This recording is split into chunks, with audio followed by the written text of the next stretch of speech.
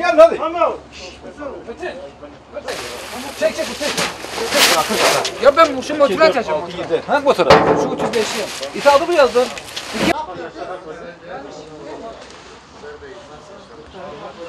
Sizler de iyisiniz. Ben nasıl? Eyvallah bulguru. Sen nasılsın? İyi sağ ol. Allah iyilik versin. Hamdolsun. Yapacağım mı? 27, 29.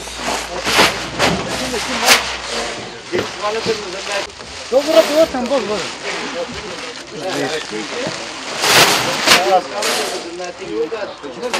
Allah razı olsun devletimize. Yardımcı oldular.